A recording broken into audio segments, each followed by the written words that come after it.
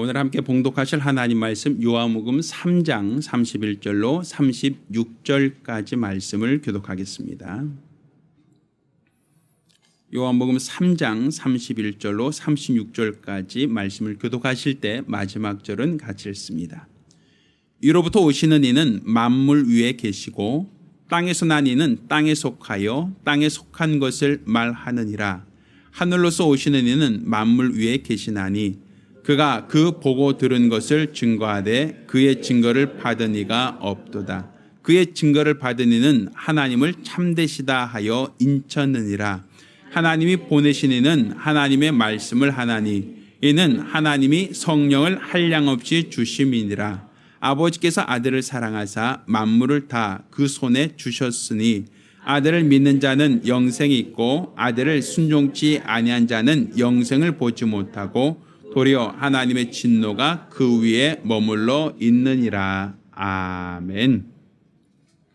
자, 오늘은 한량없이 주시는 성령이라는 제목으로 하나님 말씀을 함께 나누겠습니다.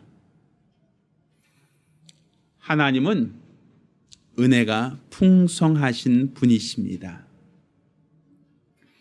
우리 하나님께서 우리에게 은혜를 주시되 그 은혜를 아주 조금 맛만 보게 주시는 게 아니라 하나님은 우리에게 더 많은 것을 주고자 하시고 더 풍족하게 주시고자 하시는 분, 이게 바로 우리의 하나님이십니다.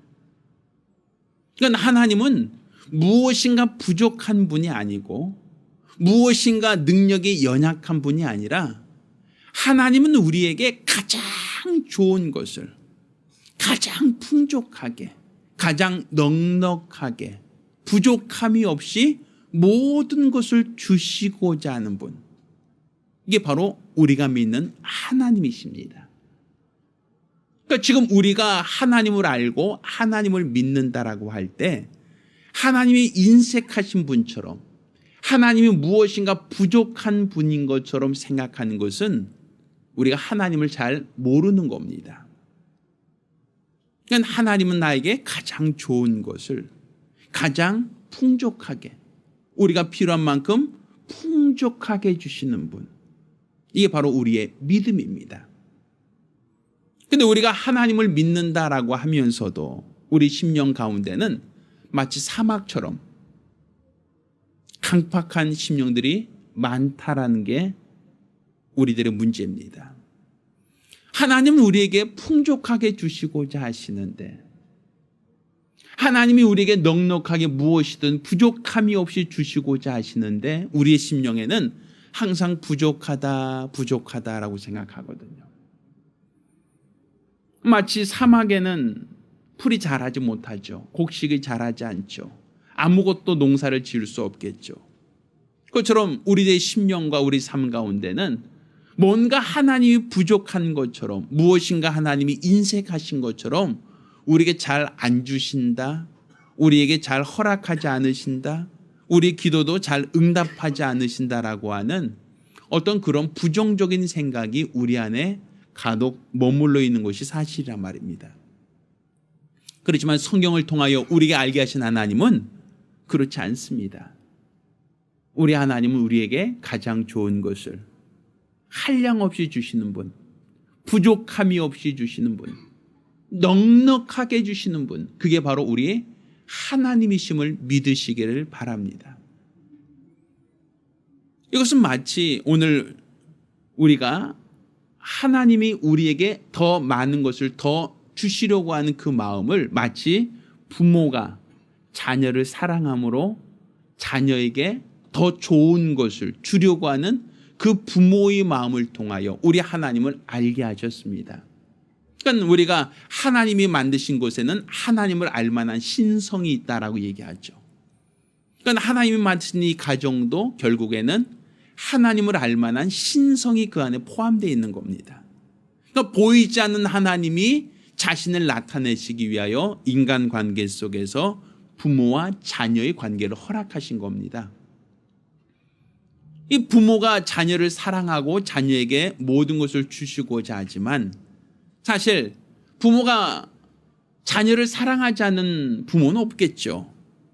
어떤 부모라 할지라도 자녀를 다 사랑하는 것은 우리 모두가 다 공감할 수 있는 부분이라고 여겨집니다.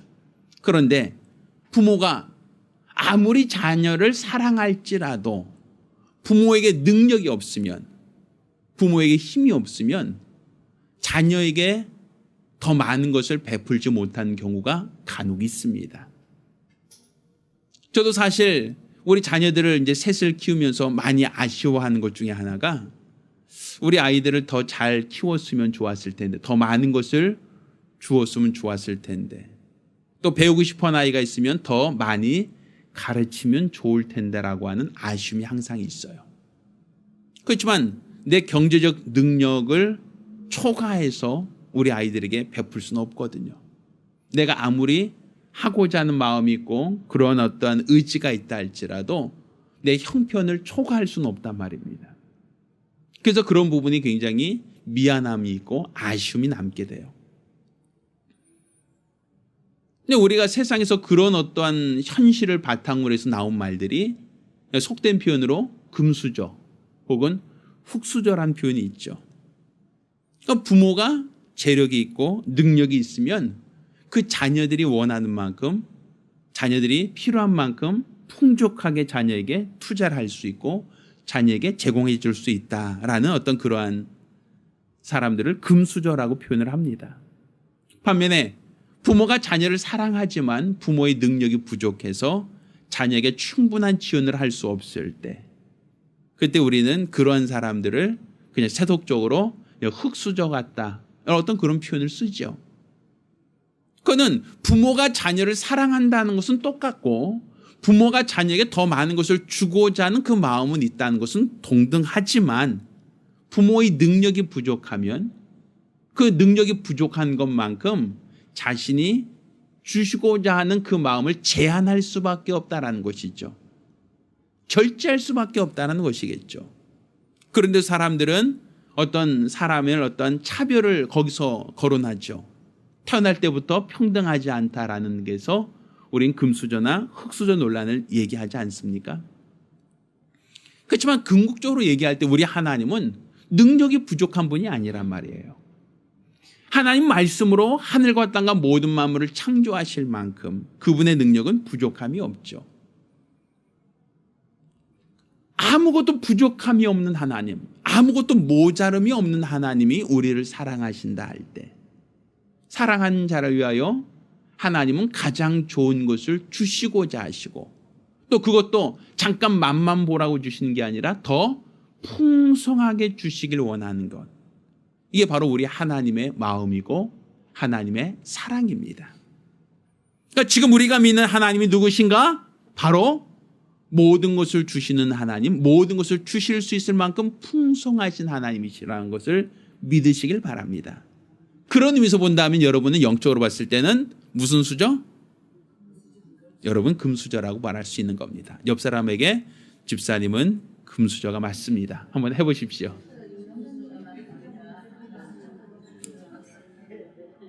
믿으십니까? 잠깐이라도 행복해지죠? 자, 그런데 우리가 하나님이 우리에게 가장 좋은 것을 주신다라는 것을 그냥 어떤 설교적으로 여러분에게 이론적으로만 말하는 게 아니라, 성경 우리에게 자기 아들도 아끼지 않고 내어주시니까 어찌 그 아들과 함께 모든 것을 너에게 은사로 주지 않겠느냐라고 로마서 8장 32절 말씀하고 있어요. 그러니까 하나님은 우리에게 자기 아들도 아끼지 않고 내어주셨다.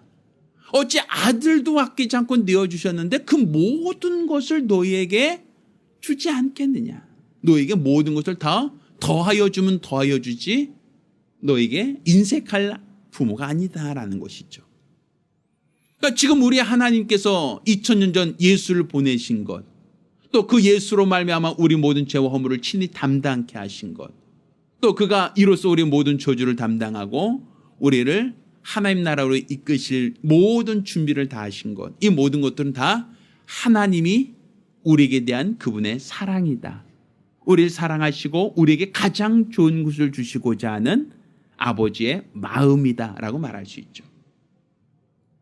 또 성경은 이와 같이 얘기합니다. 너희가 자녀가 떡을 달라 하는데 돌을 줄 아버지가 어디 있느냐? 너의 자녀가 생선을 달라고 하는데 뱀을 줄 아버지가 또한 어디 있겠느냐? 너희가 아무리 악할지라도 자녀에게는 좋은 것을 줄 알거든 하물며 하늘에 계신 너희 아버지께서 너희 구하는 것을 주지 않겠느냐? 너에게 성령을 주지 않겠느냐라는 표현을 써요. 누가복음 11장 11절 13절까지는 바로 이와 같이 하나님이 우리에게 우리가 구하는 것, 우리가 달라고 하는 것을 그분은 주시기를 원하신다라는 것이죠. 그분이 인색해서 우리가 달라고 하지만 능력이 없어서 떡을 달라는데 돌을 주거나 생선 달라는데 뱀을 주는 그런 부모가 아니다라는 거예요.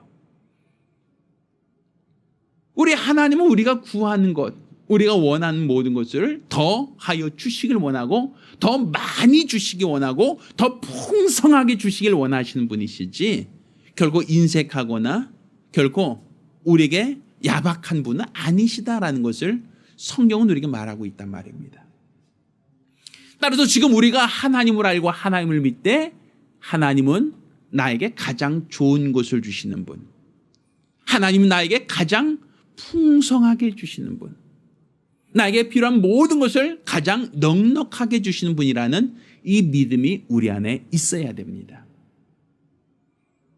우리 하나님께서 그 아들을 우리에게 내어주신 것만이 아니라 하나님이 우리에게 성령을 주셨다라는 것, 또 성령을 주실 때 한량없이 주셨다라고 하는 것은 바로 하나님이 우리에게 인색하지 아니하시고 우리에게 필요한 모든 것을 한량없이 주시는 분, 넉넉하게 주시는 분이라는 것을 우리가 믿고 인정할 수 있는 것입니다.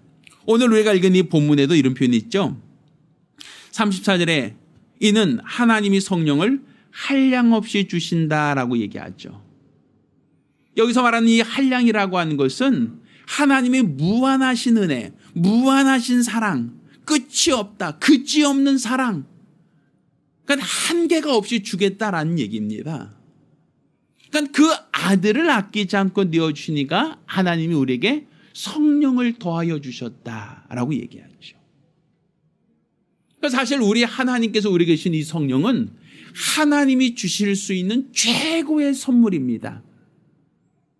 사실 우리들은 성령이 눈에 보이지 않으니까 우리들은 하나님이 주시되 뭘 더 주시길 원해요?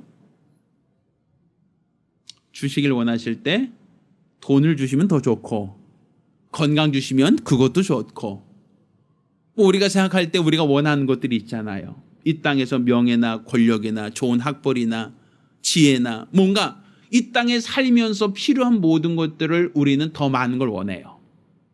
우리는 하나님께 대해서 이 땅에 사는 동안 좀 물질로 부족하지 않았으면 좋겠습니다. 이 땅에 사는 동안 조금 더 건강했으면 좋겠습니다. 이 땅에 사는 동안 좀 잘 좀 나갔으면 좋겠습니다. 더 높은 지위와 명예와 권력 좀 얻었으면 좋겠습니다. 솔로몬처럼 머리가 좀 좋았으면 좋겠습니다. 우리는 어떤 그런 기대가 있죠. 그래서 우리는 그런 기대를 갖고 하나님께 마치 솔로몬 같은 지혜를 주세요. 또 영화, 또 어떤 명예, 어떤 권력, 어떤 건강, 어떤 물질, 이것을 사람들은 행복이라고 여겨서 그것이 없어도 난 불행하고 하나님이 그것을 많이 주시기를 원한다라는 사모함을 갖고 기도를 하죠. 그런데 사실 그 모든 것들은 이 땅에 있는 동안, 육체가 있는 동안 잠깐 필요한 것들이지 영원한 것들은 아닙니다. 건강도 육체가 있는 동안 잠깐 사용하는데 편리한 것뿐이지 영원하다라고 말할 수는 없습니다. 명예나 권력도 육체가 있는 동안 잠깐 누리는 것이지 육체가 죽으면 그것이 그 사람의 명예나 권력이 그에게 아무런 도움이 되지 않죠. 또 그 사람의 물질이 그 사람 살아있는 동안은 편리하게 모든 것을 풍족하게 살 수 있는 기초는 되지만 그가 죽으면 부자와 나사로에서 부자와 같이 그 물질 하나가 그가 갖고 있는 모든 재산이 자기 혀를 서늘케 하는 물 한 방울의 가치도 안 된다라는 것이죠. 결국 이 모든 것들이 영원하지 않다는 겁니다. 우리는 그것이 행복의 조건이고 그것이 없어서 불행하다고 여겨서 그 모든 것을 잊기를 바라지만 그것은 아무리 길어야 60여 70 혹은 80년 길어야 100년 이내에 다 소멸되고 사라져버릴 것들이다라는 겁니다. 그렇지만 하나님이 우리에게 주시겠다는 이 성령은 우리와 영원토록 함께 하시겠다는 하나님의 약속입니다. 하나님이 우리에게 주실 수 있는 가장 좋은 것은 성령이라는 것이죠. 사실 많은 사람들은 하나님이 우리에게 가장 좋은 것을 한량없이 주신다. 그게 무엇입니까? 뭘 주셨습니까? 성령을 주셨다. 성령을 한없이 한량없이 주시길 원하신다라고 하지만 사람들은 그 가치를 잘 모르는 경우가 있어요. 제가 예전에 저희 어머니께 들었던 말 중에 하나가, 요즘에는 사실 그 백일잔치나 돌잔치를 뭐 하긴 하지만 옛날과 좀 다른 부분이 있죠. 예전에는 이제 돌이다라고 하면 돌반지라고 해서 한 돈짜리 금반지를 꼭 껴서 줬던 기억이 나요. 근데 요즘에는 금이 워낙 비싸다 보니까 요즘 거의 금반지 안 하죠. 그냥 그 어떤 현찰이 제일 낫다 해서 현찰로 주는 경우가 더 많은 것 같습니다. 근데 제 어렸을 때만 해도 이제 금반지를 주로 주셨거든요. 근데 어떤 분이 이제 저희 손가락, 그 아기 고사리 같은 손가락에 금반지 하나를 껴서 이렇게 눌러 주셨단 말이에요. 돌 잔치 됐으니까 금반지 하나 주신 거예요. 근데 제가 평소에 반지를 끼고 있었으면 참 좋았을 텐데 그 금반지가 없던 게 하나 들어가 있으니까 얼마나 불편하겠어요. 저도 기억이 안 나는데 그걸 제가 빼버렸나 봐요. 그래서 그 돌잔치가 끝났는데도 불구하고 저희 어머니께서 돌반지 하나 잊어버렸다고 그거를 한참 후까지 말씀하셨어요. 얼마나 아쉬웠고 얼마나 그 속상하셨는지. 아마 지금 어떤 분이 나에게 금반지 껴주시면 전 절대로 빼버리지 않습니다. 이것을 제가 빼버릴 이유가 없어요. 그 금값이 얼마인데 제 손에 껴있는 반지 누가 이걸 빼서 누가 이거 버리겠습니까? 그런데 첫 돌도 채 안 된 아이는 제 손에 누가 껴준 그 금반지가 굉장히 불편했던 것 같습니다. 뭐 엄청난 무게도 아닌데도 불구하고 걸기적스러웠던 것으로 느껴져요. 그러니까 그 아이 입장에서 볼 때는 누가 이런 걸 여기다 꽂아놨다고서는 빼버렸겠죠. 왜 가치를 모른다라는 거예요. 첫 돌짜리 아이가 무슨 금의 가치를 얼마나 알겠습니까? 그 금이 비싸다는 걸 어떻게 알겠습니까? 단지 거창스러우냐 귀찮으냐 그것만 있을 뿐이란 얘기죠. 사실 이와 같이 우리들을 하나님 우리에게 가장 좋은 성령을 주시겠다라고 하는데 우리는 그 성령이 하나님이 주시는 가장 최고의 선물이다라는 생각을 하지 않아요. 이것은 우리가 성령에 대해서 이해하지 못하기 때문입니다. 사실 성령은 눈에 보이지 않는 하나님의 영이에요. 그러니까 성령은 하나님의 영, 눈에 보이지 않는 영이다 보니까 사실 사람들이 가치를 모른다 생각하지만 성령은 성령에 대해서 어떻게 표현하고 있냐면 바람이 불 때 바람이 눈에 보이진 않는다. 그렇다고 해 바람이 없다고 말하겠는가? 그렇진 않다. 바람이 임의로 불 때 어디서 오며 어디로 간지 알지 못하지만 성령이 임하면 이와 같다라고 얘기를 해요. 그러니까 우리가 바람이 불면 바람 자체가 보이지 않지만 우리가 바람 분다고 얘기합니까? 안 합니까? 바람이 안 보이는데 어떻게 바람 분다고 얘기하죠? 나뭇가지가 흔들리는 것을 보고 또 비가 내릴 때 비가 똑바로 내리지 않고 어떤 사선으로 어떤 휘몰아치는 것을 보며 우리는 바람 분다라고 얘기하겠죠. 또 어떤 물결이 어떤 그 바람에 의해서 어떤 파도가 치는 걸 보면 바람이 많이 부네 이런 얘기를 할 수 있겠죠. 근데 사실 바람 자체가 보이는 게 아니라 바람이 있음으로 인하여 나뭇가지가 흔들리고 바람이 있음으로 인하여 빗방울이 사선으로 휘뿌려지고 물결이 출렁거리는 걸로 보고 우리는 뭐라고 해요? 바람이 분다라고 얘기하겠죠. 그러니까 바람 자체가 보이지 않아도 바람을 우리가 부정하지 않고 바람에 의해서 영향받는 것을 얘기한단 말입니다. 그것처럼 성령도 보이지 않지만 성령이 우리 안에 있음으로 인하여 하나님은 우리에게 변화된 모습을 기대하고 있다는 얘기죠. 그러면 하나님이 우리에게 성령을 선물로 주시는데 이 성령이 가장 귀한 것이다 라고 얘기할 수 있는 이유가 무엇이냐면 성경이 이와 같이 얘기합니다. 성령으로 하지 않고서는 예수를 주라 시인할 수 없느니라 라고 말씀하고 있어요. 과거 성령이 임하기 전까지는 구약시대에 누구에게도 성령이 내주하신 적이 없었어요. 그러니까 우리가 알고 있는 모세나 혹은 엘리야나 에레미야나 수많은 선지자들, 수많은 능력자들이 있었지만 성령이 그들에게 임재하신 사건이 단 한 건도 없습니다. 잠깐 성령 충만함을 입었다라고 하는 잠깐의 감동은 나와 있지만 성령께서 그 안에 내주하셨다라는 기록은 구약에 찾을 수가 없어요. 그러니까 성령이 임하셨다는 가장 첫 번째 기록은 예수께서 침례를 받고 올라오실 때 저는 내 사랑하는 아들이요 내 기뻐한 자다라고 하는 하나님의 음성과 함께 성령이 비둘같이 예수에게 임하셨다라고 기록하고 있어요. 그러니까 성령은 바로 하나님이 누구에게 주시는 영입니까? 가장 사랑하고 가장 기뻐하는 자에게 주시는 하나님의 선물이란 말이에요. 그러니 예수 그리스도께서 성령이 그 안에 임재하시고 성령으로 이끌려 공생애를 사셨던 것처럼 하나님이 우리에게 성령을 주시는 것은 내가 너희를 고아와 같이 버려두지 않고 성령으로 인도하겠다, 성령으로 이끌어주겠다, 성령으로 너희를 보호하겠다는 하나님의 의지란 말입니다. 그러니까 성령이 우리에게 임하심으로써 우리는 예수를 주라 신할 수 있는 이 믿음을 갖게 되는 거예요. 사실 구약시대에도 믿음이 있었습니다. 하나님의 유일하심을 믿었고 우상을 만들지 않으며 하나님의 계명을 지키며 살았지만 구약시대에 있던 어떤 사람도 의인은 없나니 하나도 없다라고 말하고 있어요.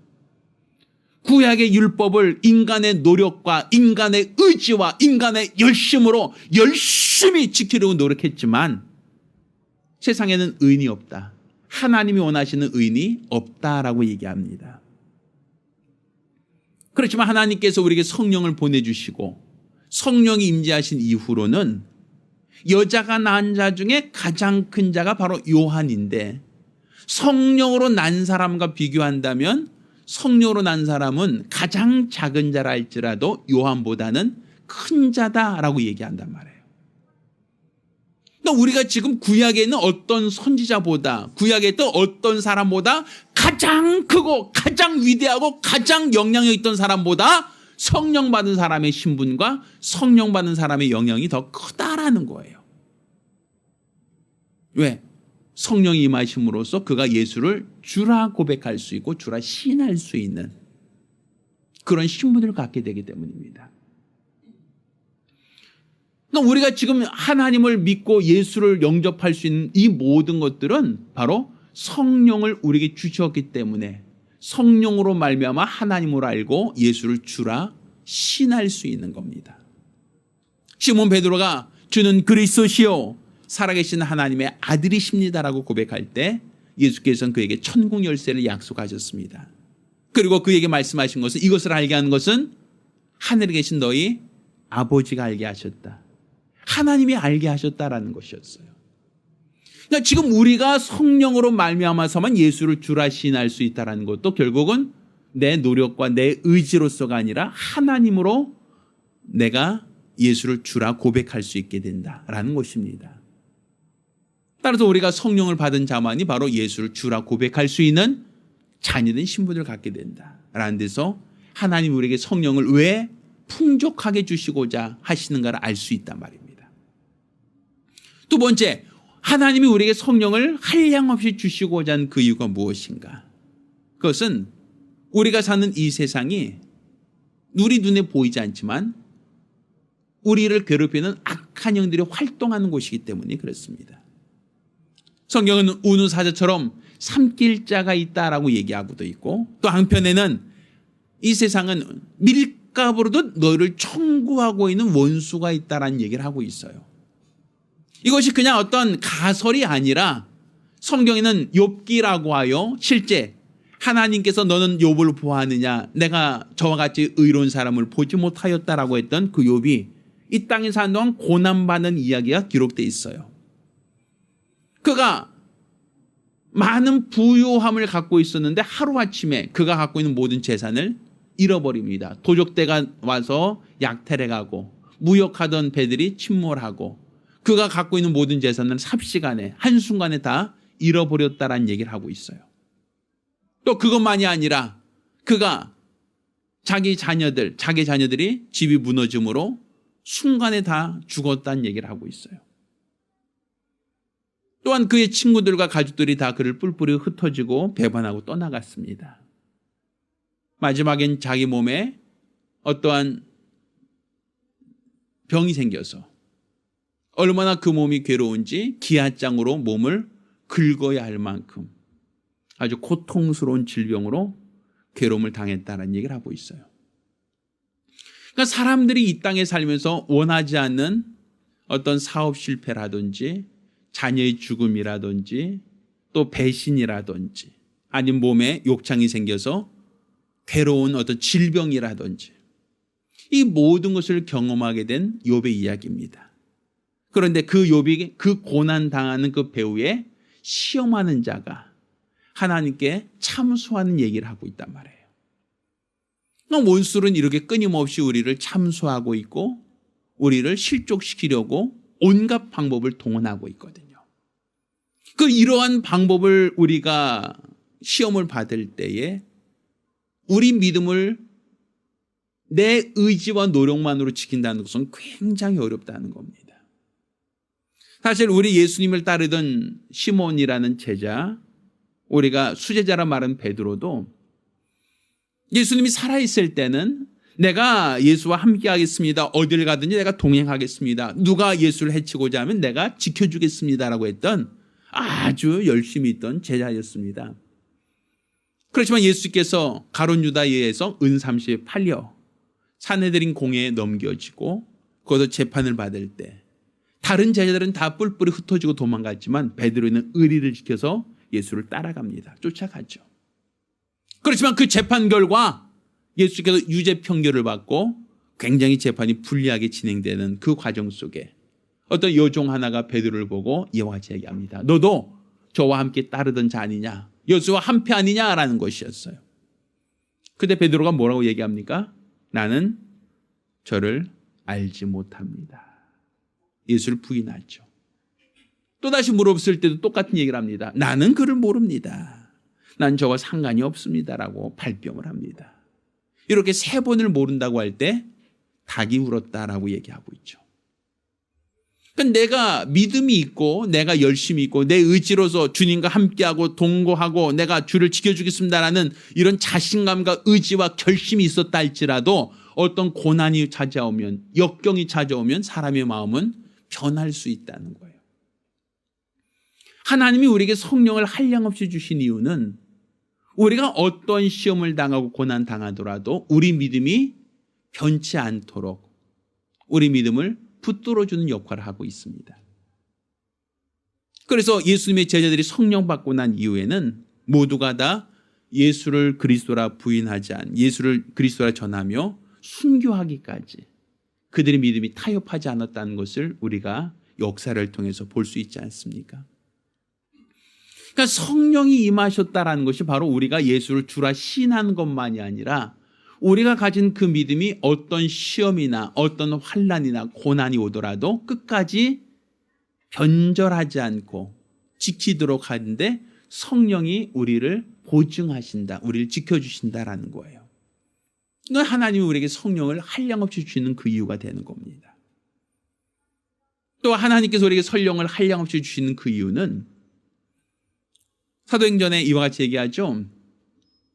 오직 성령이 임하시기까지 너희가 예루살렘을 떠나지 말라 하시고 오직 성령이 너희에게 임하시면 너희가 권능을 받고 예루살렘과 온 유다와 사마리아와 땅끝까지로 내 증인이 될 것이다 라고 말씀하셨어요. 그 본문은 분명히 성령이 임하기 전까지는 너희가 예루살렘을 떠나지도 말라고 얘기합니다. 예수의 부활을 목격했습니다라는 것 가지고도 지금까지 3년 동안 예수와 동고동락하며 그와 함께 배우고 그로 많이 들었습니다. 능력을 체험했습니다라고 하는데도 불구하고 그것만 가지고 나가라 말하지 않았어요. 성령이 올 때까지 기다리라는 것이었어요. 성령이 임하시면 비로소 너희가 하나님이 맡기신 일을 할 수 있다는 것이었어요.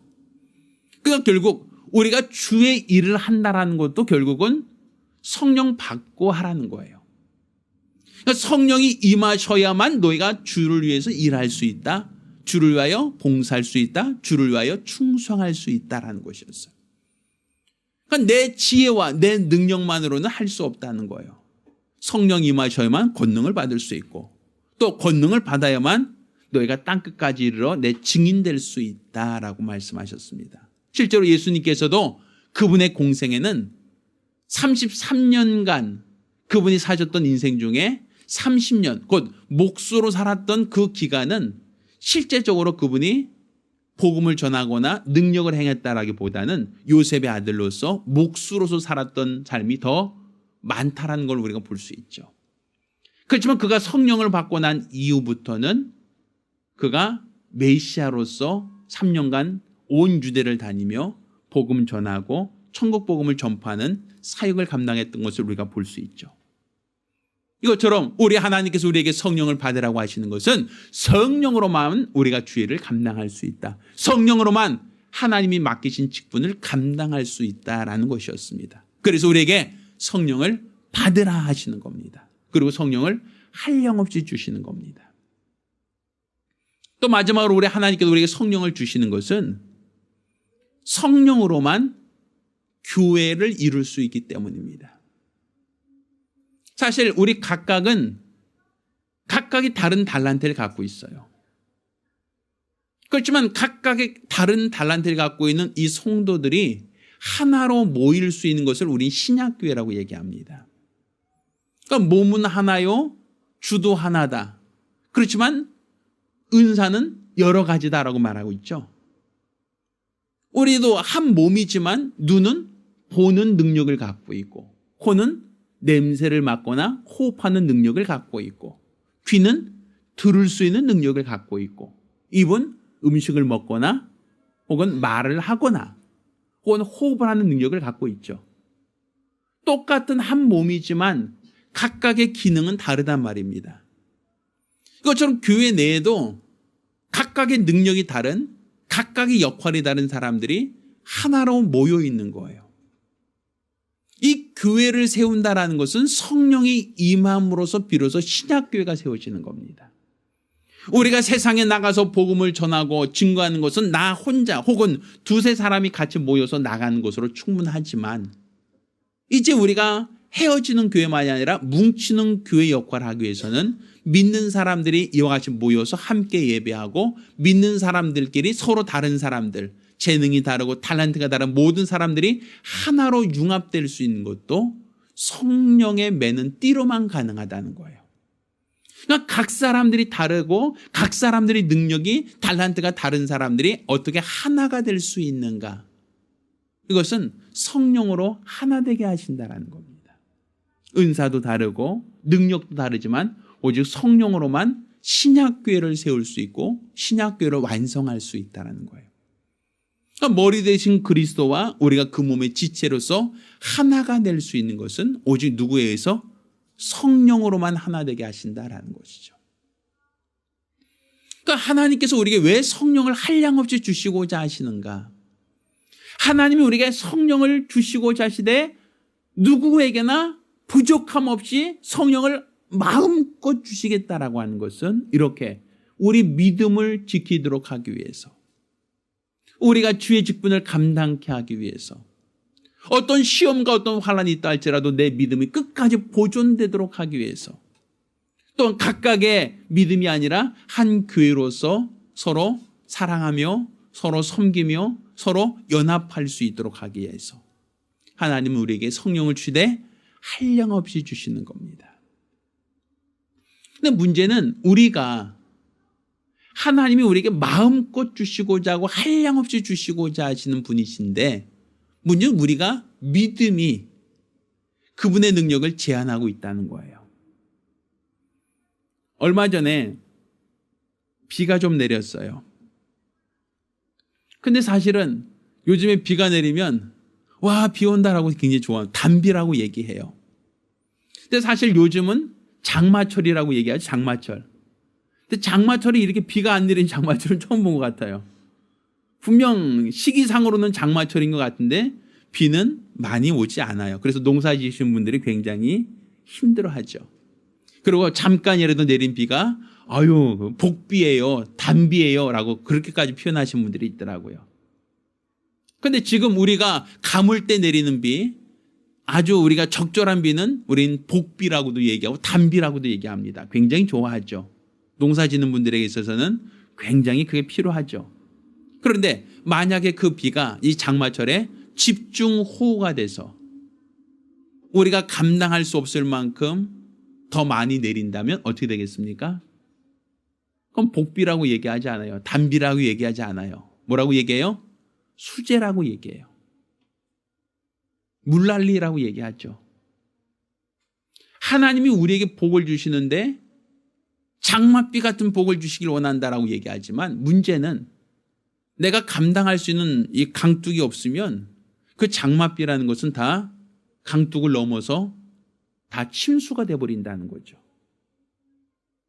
하나님이 우리에게 더 많은 것을 더 주시고자 하셔도 왜 하나님이 우리에게 제한할 수밖에 없는가?